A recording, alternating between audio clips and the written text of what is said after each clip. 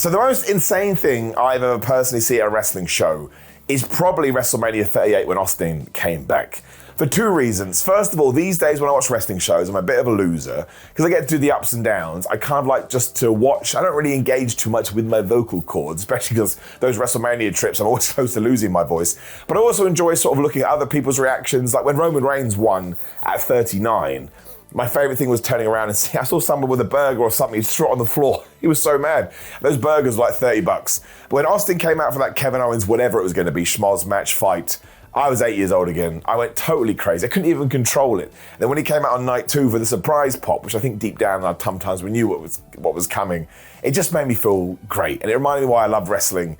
And I've never been in a venue for a proper Steve Austin pop. Like, I used to come over here for the UK shows, but they were so like glorified house shows, it never felt like a proper event. So to get it at WrestleMania 38 in his home state, I mean, it's one of the best things I've ever seen. And it was also the same weekend that Cody Rhodes came back that gave me a similar feeling. But it really felt like, okay, if I have a bucket list of things I want to do in live professional wrestling, we've ticked that off. And I have seen some cool ones. I saw Ric Flair fake retire at WrestleMania 24.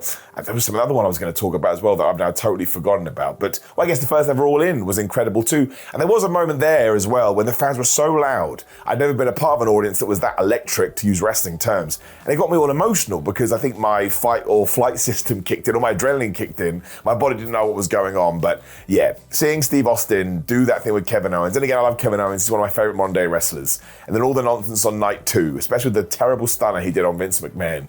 It was almost like you got the greatest hits of Stone Cold within a 48-hour period. So now I'd love it if he came back, because again, I do think he's the GOAT. But to get to have experienced that, I do feel lucky and I do feel privileged. And that makes me like a nerd, and it sounds corny and it sounds cheesy. I understand all of that, but it's how I felt at the time. And to just jump off my chair and cheer and anticipate, it was the anticipation on night 2 that was just the best. Yeah, I'm so happy I got to do that. And I guess it's like anything in wrestling. You never say never, you hold off and usually get to have these experiences. But I don't think that's going to be able to be topped just because it's Steve Austin, and Steve Austin is one of, if not the best wrestlers of all time. So I still go back and watch it on YouTube or the network or Netflix, whatever, just to sort of relive that moment. And wrestling's all about moments, as silly as that sounds, but it is. So yeah, probably my peak of watching live wrestling, unless I'm in it, I'm gonna be a guy actually. So in terms of me being in a match, it was winning the Proteus Championship in Pro Wrestling. We don't have time here to talk about it. Similar, really, never thought it was gonna happen. A lot of people naysaying, Simon, you can't do it, you can't do it. And you do achieve something, it just reminds you, as Bryan Danielson said, if you fight for your dreams will fight for you. Wilborn, what is the most insane thing you've ever seen at a live wrestling show? I'm going to give you a 2-for-1 here because they're both from WCPW, they both involve belts, and they both might have actually happened at the same show, I can't remember. Basically, it was the end of a long WCPW tour. We'd done like Milton Keynes and Leeds and Sheffield, Manchester, feels like. And I think we were in London, Phil, for the last show. And the show concluded with a big brawl. Like, it all kicked off in the ring, and then people are running down to make the save and what have you. It's all kicking off. And I was just sat there, peeking out the curtain, seeing what was going on. And I looked and I nudged Cleary and I was like, look at that. That's amazing that we've got this. Like, this fan has come to a WCPW show and has brought their own replica WCPW title. That's not what's happened. They've stolen the belts that someone's thrown down as they run down to make the save. So they've just stolen, I think it was the hardcore title as well. So yeah. It's a brave person whoever decided to take, I'll have that, thank you very much. And they were just holding it in the crowd and I was like, when the person who comes back up the ramp realises that belt's not there, you're in real trouble, buddy. So I've never seen a fan steal a belt from a wrestler. There's a whole host of replicas out there for a reason. The other one I wanted to mention, again, I can't remember if this was the same show. I don't think it was. And I'm not going to say the wrestler who this was because, well, they know who they are. We are backstage and... Oh, no. Yeah. There's a variety of stories I could tell from backstage. Yeah, don't tell that one. No, the one I'm going to tell you is that we are backstage, and obviously we were lucky enough to have a whole host of amazing legends of wrestling and like Japanese superstars on some of these WCPW shows, and some of them were very kind enough to bring their belts with them, whether it be from New Japan or other Japanese promotions. I think they were New Japan belts. That's the way I like to remember it anyway, because they've gone out to wrestle or get some food or whatever, and their beautiful belts are just lying around. And after a while, some of the wrestlers are like, here, take a photo with that belt, right? It was the IWGP Junior Heavyweight. Thank you. The IWGP Junior Heavyweight title. Again, this is why I'm not going to mention the wrestler who it was that did this. So take a picture of me with this belt. And then there was another belt as well. There was a second belt lying around. Both beautiful belts. And people are like slowly working up the confidence to be like, take a photo of me with both of them on my shoulders. How class does that look? And you know how sometimes when like tag teams have got the tag belts and they like clink the belts together, the wrestler in question grabs the belt, grabs the two belts, right, and goes to clink the two belts together, does it, and one of the side plates falls off. Right, and the look of panic that went across this wrestler's face, who, in his panicked state, said, "Oh, it's probably just magnetic or something, innit? I'll just pop it back on." It didn't go back on, and the way that everyone just slowly went, "Right, just put that back where I think we found it," and all go and sit on the other side of the locker room and pretend this never happened. I watched someone break a New Japan belt, and then I'm fairly certain never admit to it. So it's a weird thing to see at a wrestling show, but yeah, maybe leave the belts for the people that have won them. Right, the most insane thing that I've ever seen at like a live wrestling show, it was only really insane in hindsight. That's what makes this quite personal to me, because in the moment I didn't think it was that insane. I was just like, wow, this is cool. But then as the years went by, it suddenly got more insane. I'll explain, it's a weird one. So, one of the first ever wrestling shows that I watched, weirdly enough, was a WCPW show. I wasn't really somebody who had a lot of friends who watched wrestling and wanted to go to wrestling shows as a kid, so I was like 18, 19 when I watched my first live wrestling show, which is really odd, I know. But yeah, one of the big characters on that show was Cody Rhodes, of all people, was in the main event. And I think he was wrestling Matt Riddle. I think other people on that show were Will Ospreay. I think Joe Hendry was on there. Penta may have even been on there, if my memory serves me. But Cody was on there, and he was defending a title. He was defending the Internet title, the WCPW, Internet Championship, I think. I'm pretty sure it was. I hope it was. It matters for this story. If it's not, I will look stupid. But he was doing that. I can't remember much about the match because it was all a blur. I was that excited to just be around wrestling fans my age who were just into this thing we were watching. I can't remember much about the match. I remember the feeling of seeing Cody being like, wow, it's Cody Rhodes, this is cool. And then, wow, they're fighting over a belt. And then years later, I was a fan of WhatCulture, and then I'd become a part of the team at WhatCulture 2020. So I don't know if it was 2017, the event that I watched, so 2020, like 3-4 years later down the line. I was doing one of the live streams, and it was, I think it might have been a Saudi stream maybe, or the Royal Rumble, or one of them.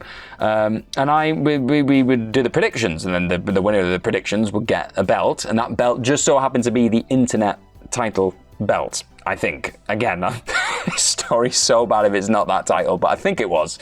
It's been a while, I've slept since.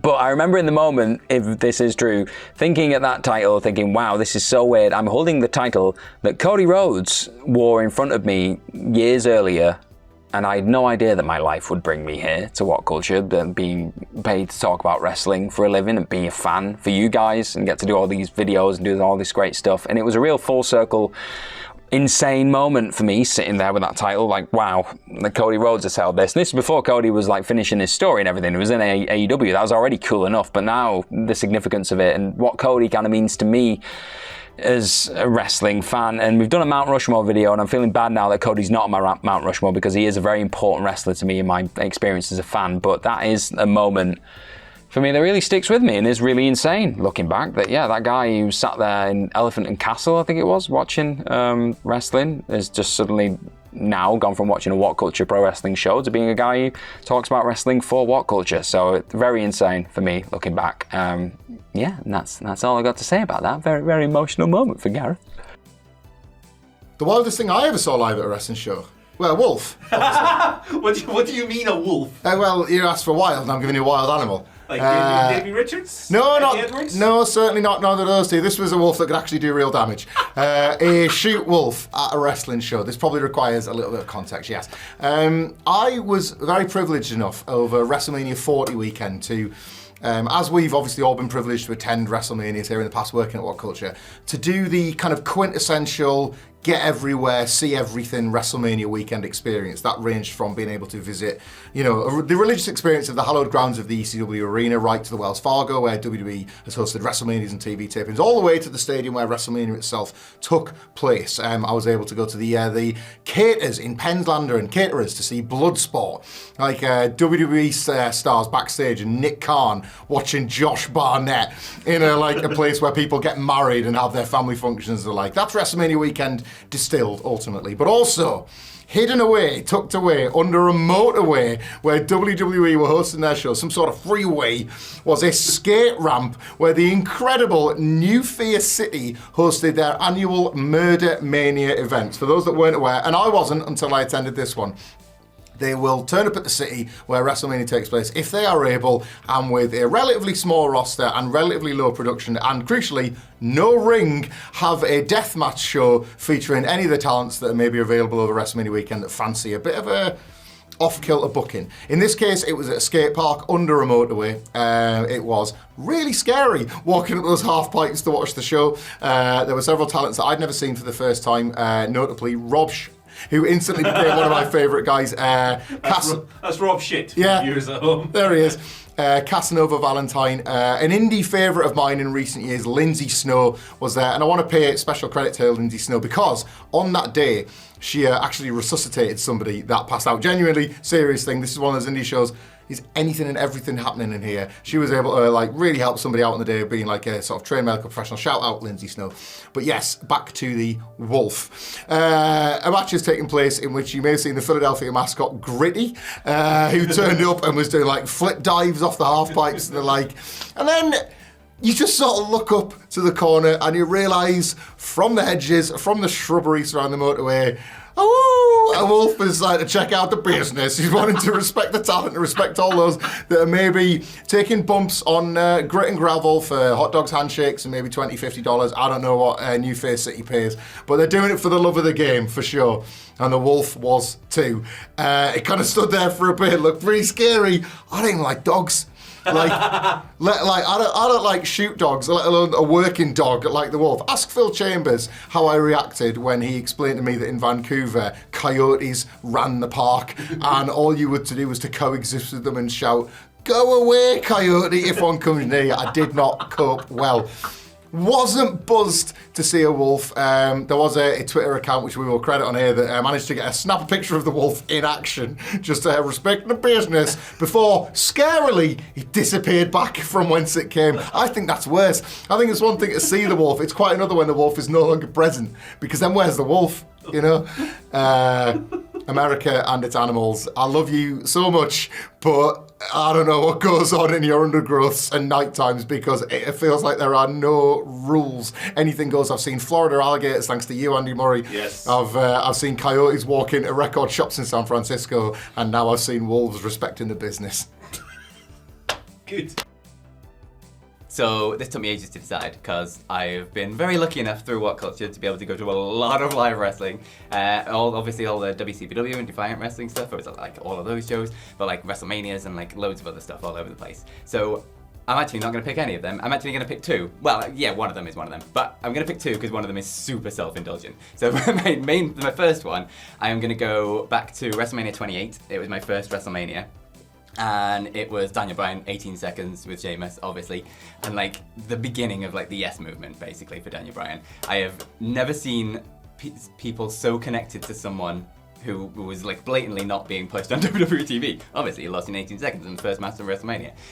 But people going into the arena, people coming back out of it again, and then the Raw the next night, people just absolutely going mad with Yes chants before they're even on TV. Then Raw the following night, Raw after WrestleMania. Yes chants going absolutely crazy in the building. They don't put Daniel Bryan on the TV show. Everybody in that building, all they wanted to see was Daniel Bryan. And they start taking over the show, and it's just yes chants through absolutely everything. Gets to the dark match of Raw, and I can't even remember who was in it, but it was 6-man tag, and they drag out Daniel Bryan as one of the people. And it's obviously the most thrown together match because everybody in that match, start match, they don't really care, it's not for TV or anything, they don't have to do what they've been set out to do. But everybody in that match completely changes it around. So I remember, like, Big Show was on Daniel Bryan's team, and the moment he got in, everybody started booing the crap out of the Big Show, and he just immediately went, and turned around and went straight back and tagged in Daniel Bryan. And then from that moment, every time he tagged anyone else out, they were just like, no, that's not what they want. It's straight back to Daniel Bryan. And Daniel Bryan just played the greatest hits. He did, like, the yes kicks and, like, all Daniel Bryan's big moves and things. But it was such a joyful moment because you could tell it like meant a lot to Bryan in that thing of like, my God, I've like finally connected. Like this is gonna put me over big time. Yeah. And it was like the birth of a movement. And it's like it was just kind of, it was interesting to see it play out that way in a like blatantly obvious that WWE didn't want it to happen. They didn't even put him on TV on the show afterwards, and yet the fans were just pure Daniel Bryan, Daniel Bryan, Daniel Bryan, Daniel Bryan, and just the dark match was just one of the more fun live wrestling experiences I've ever been at because of that. But the other one, the super self-indulgent one, is from WCPW. We used to do stunner parties at the end of them, and it's me giving a stunner to current TNA and NXT superstar Joe Hendry. Yes! Because it was the best thing I've ever done.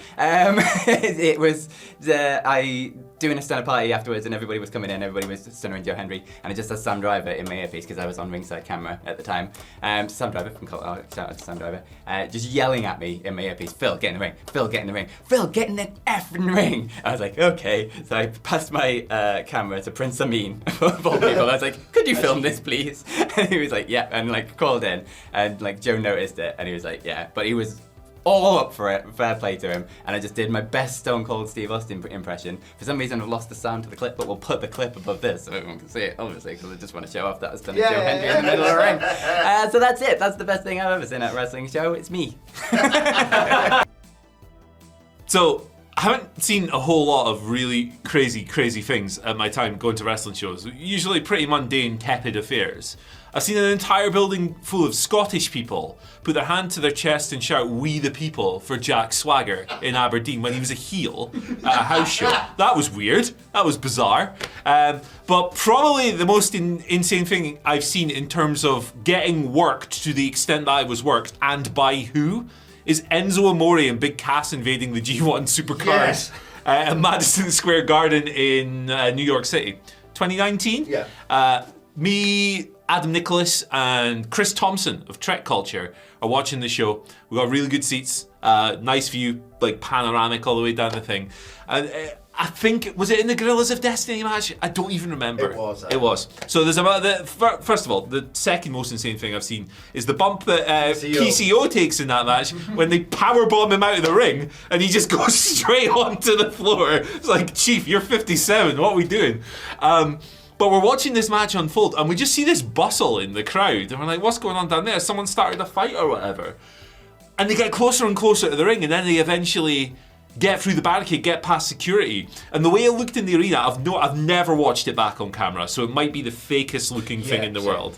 So, but the way it looked in the arena was like there was a genuine bustle, like a riot was starting. I felt like I was in Puerto Rico and Carlos Colon's wrestling Stan Hansen in 1985. Weapons are getting thrown around the place, you know? And it just seemed like the most insane, chaotic thing unfolding between us. These guys trying to rush the ring. And this is the same night, remember, that somebody rushed Bret Hart at the WWE Hall of Fame. So we're sitting here thinking, what is in the air tonight in New York City? And then it gets around the building. It's Enzo Amore and Big Cass. And we're like, what the hell? They're not signed here. They couldn't sign for Ring of Honor or New Japan. Enzo? No way. This has got to be a shoot. This has got to be a shoot, right? So I'm sitting there and I'm like hurriedly composing voice notes to the group chat, to the rest of the lads who are out for a drink, I believe, enjoying their night off. They've already done the Bret Hart story. They're done. I'm sending these panicked voice notes like, lads, Enzo Amore is here and he's shooting on New Japan. We gotta get a video done. We gotta stop this immediately. 5 minutes later, I felt like the biggest prick in the world when the reality settled in that no, Enzo Amore did not try and shoot on New Japan Pro Wrestling. So Lee Miller did the video, it's fine, we don't know. Yeah, the content was made, it's all good. But yeah, simultaneously one of the most worked I've ever been, one of the most humiliated I've ever been after realising it was fake.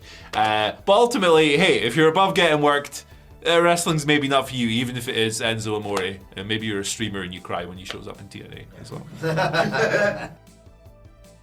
I've got two, and I'm going with two because I'm fairly certain I've done this video before about 7 years ago, and I've told the story on the podcast, Amazon Music, Apple Podcasts, Spotify, and YouTube, wherever you get your podcasts from WhatCulture Wrestling.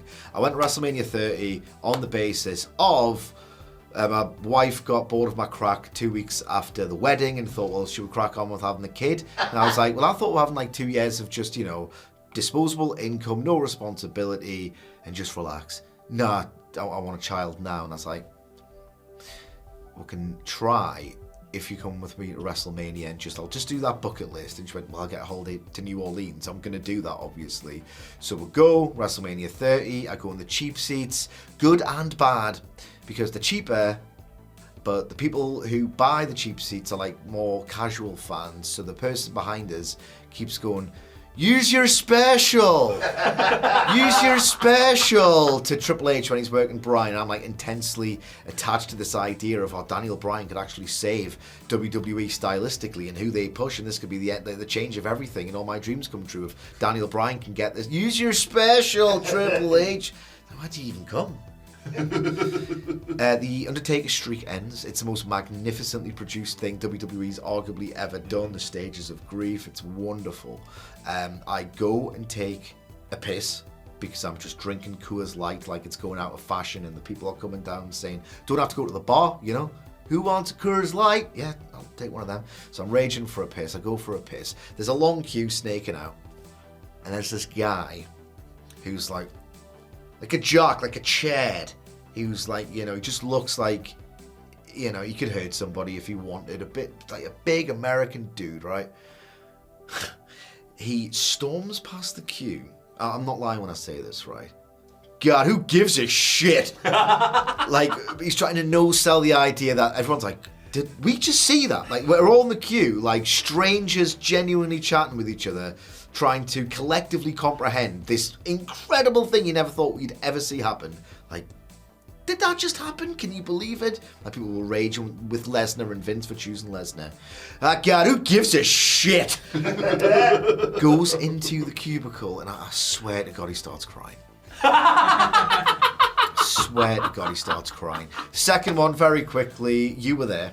We go to Supercard of Honor, Ring of Honor 2024, and one person in the crowd, very enthusiastic, tries to get like various chants off. It's Athena versus Hikaru Shida, and Athena does something to earn some jeers, some boos, and Athena does like one of her really funny sells. And then she hasn't got one fan in the building except this guy who's trying to get over, who goes, no one's got you, Athena, I got you. A polite smattering of, that was all right. Athena, I got you. I got you, Athena. And you'd think, right, okay, you've doubled down and you're not getting the pop. So social norms and your own sense of anxiety and awareness would surely compel you to just be quiet at this point. You got your polite pop, nothing more. End it now. I got you, Athena, for the rest of the goddamn match. I've never seen such insane lack of self-awareness since the last time Triple H went 25 minutes at WrestleMania. Oh, got it! The most unexpected thing I've seen in my years attending wrestling shows, that was Virgil making a surprise return to the ring here in Little Old Wrexham back in December 2017. To be precise, it was Saturday the 2nd of December 2017. And I only know that because that was the day this guy, I got to interview Sting, which was totally surreal. Meeting the man for the first time in a car park, completing his full Crow Sting gimmick. Yeah, that was a good day. And that was for a panel I hosted at Wales Comic Con here in Wrexham. Also at Wales Comic Con for that event was Virgil and Brutus the Barber Beefcake, I should add as well. And also running later that night here in Wrexham was a PCW show, as in Preston City Wrestling. PCW, a Wrexham nightclub, a really fun night to be fair, even if the event isn't listed on Cage Match for some reason, despite other similar PCW shows being on there from Wrexham. From memory, there was Joey Hayes, that man, the North Heel, big fan of that fella. Yeston Reese was there, a fellow Welshman. I believe Rio was there, as in Rio, who's been absolutely killing it in Progress in recent years. Dave Rain, Danny Hope, possibly Charlie Sterling, I think, for that one, or Charlie Garrett as he was back then. And that was me, having had a few cold beverages after a long day, watching a wrestling show with maybe 200, 300 people there, in a nightclub that I've had some interesting nights in. And all of a sudden, Virgil's old WWF theme hits. I'm not sure many people in there realise what the music was, but me... Yeah, man, that Virgil theme, it is a proper guilty pleasure of mine from back in the day. I may have popped a little bit for that, can't lie. And Virgil basically came out, walked up some stairs in front of everybody, then came down an alternative set of stairs as if we'd not seen them already. It was great. Again, we're going back 8 years to a show that seemingly there's no record about. I'm basing it off my memory after a few beers, but yeah, it was great, man. As memory serves, Virgil did something with Martin Kirby. Shout out to Kirby, man, a fantastic worker. But Virgil did something with Kirby, which I believe might have been a quick 30-second match with Virgil going over, of course. From looking into it, I think this was Virgil's third last match ever. And he'd actually competed for PCW in Blackpool in a 6-man match the night before. But yeah, even though Virgil was in town for a Comic-Con and had worked with PCW the night before, I don't know, silly me just didn't put it together that he might make an appearance for an event with that same company that took place the night after that Comic-Con appearance. So yeah, that's the craziest thing I've seen at a live wrestling show. And it's a proper fun little memory to look back on. A surreal day, interviewing Sting by day, half drunk and watching a surprise Virgil match by night. Good times, man.